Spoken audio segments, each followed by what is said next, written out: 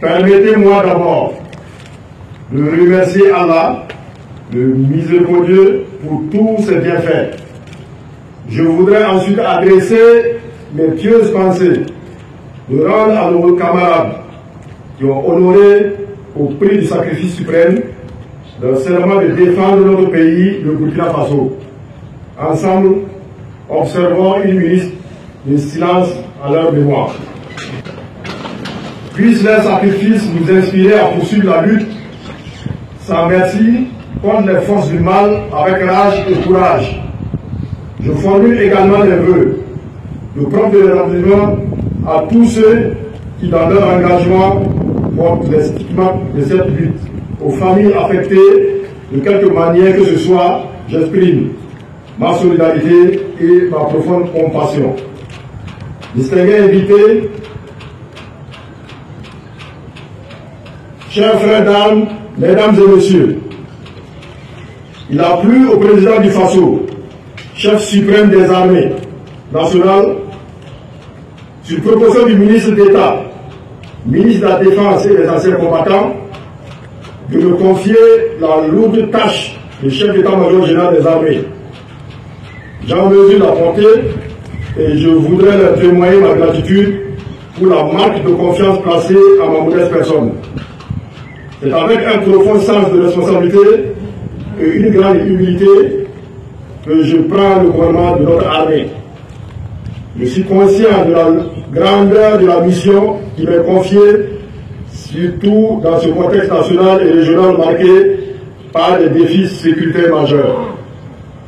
Distingués invités, chers frères d'armes, mesdames et messieurs, permettez-moi tout d'abord de remercier mes supérieurs dévassés, les anciens et aînés à ce poste. Mon élévation au grade de général de brigade, suivie de ma nomination à la fonction de chef d'état-major général des armées, sont le fruit du travail immense que vous avez abattu et l'exemple par lequel vous nous avez inspiré.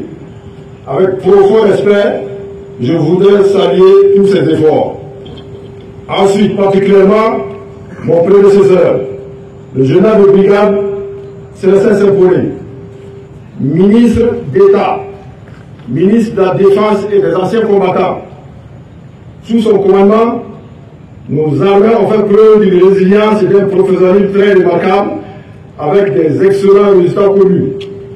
À ses côtés, j'ai vu un homme qui incarne la droiture, le travail, le courage et l'abnégation. Mon général, pour avoir été à vos côtés, je sais que la fonction de chef d'état-major général des armées est une lourde charge. Et vous succéder est un défi supplémentaire. Je suis cependant serein, car vous me transmettez avec ces charges des femmes et des hommes compétents pour relever le défi. Mon général, je vous souhaite plein succès dans vos fonctions de ministre d'État, ministre de la Défense et des anciens combattants. Enfin, je rends un vibrant hommage à l'ensemble des forces combattantes et plus particulièrement à nos forces de défense et nos vaillants VDP pour la défense de la patrie qui chaque jour font preuve d'un courage exceptionnel pour protéger notre peuple, nos valeurs et notre souveraineté. À l'entame de ma prise de fonction, je voudrais placer mon gouvernement sur 4 axes.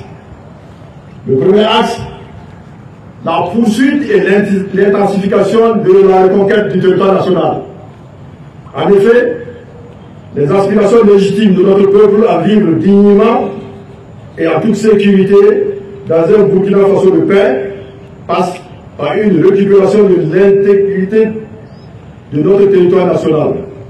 Pour ce faire, j'exhorte les unités engagées sur le théâtre d'opération à redoubler d'efforts et de vigilance face à des terroristes aux abois, afin de reconquérir la totalité de notre territoire.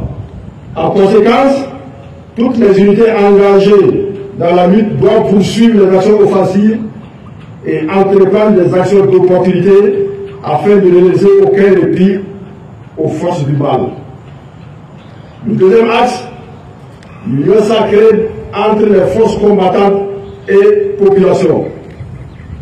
Cela doit être le socle sur lequel nous devons bâtir nos efforts communs pour permettre enfin à cette guerre qui nous est imposée des manœuvres dilatoires des ennemis pour semer la terreur au sein des populations et créer la dynamique parmi nous.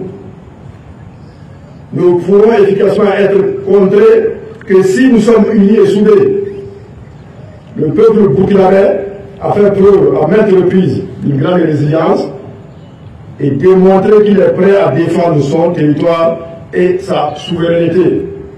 Je m'engage donc à renforcer la collaboration entre les différentes branches de notre armée, ainsi qu'entre les forces de défense, les forces de sécurité intérieure et les VDP, et à promouvoir l'intégrité et le patriotisme au sein de la population civile. Le troisième axe, la poursuite de la modernisation de nos forces armées. En droite ligne de la vision de son Excellence, Monsieur le Président du Faso, nous allons poursuivre la montée en puissance de l'armée en la dotant de matériel moderne et équipement à la pointe de la technologie.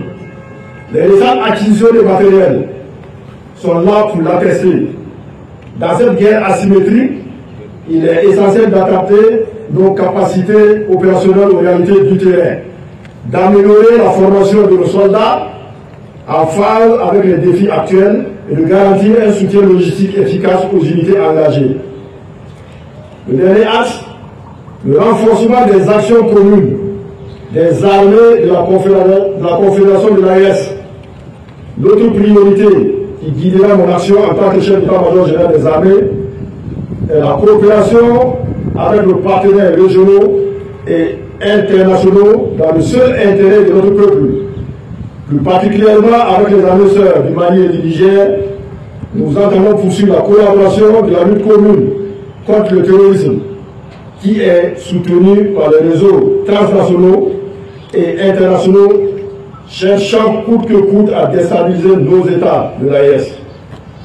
Distingués invités, chers frères, dames, mesdames et messieurs, aujourd'hui, il ne s'agit pas uniquement de lutter contre les groupes terroristes.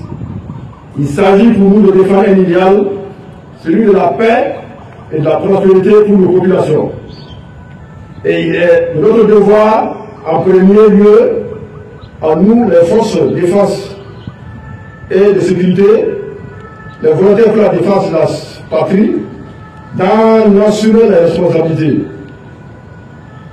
Nous devons donc être totalement engagés et dévoués, tout en étant proches des populations. Nous devons demeurer professionnels et agir dans le strict respect des droits humains et de la dignité. Je suis pleinement conscient des sacrifices que cette lutte implique, mais je crois fermement que les valeurs de courage, d'abnégation et d'intégrité que nous ont léguées nos grands évanciers nous permettront d'atteindre nos objectifs. Je réaffirme ici mon engagement et partant celui des forces armées nationales à servir le Burkina Faso avec loyauté et patriotisme. Vive le Burkina Faso, vive les forces armées nationales, la patrie ou la mort nous vaincront.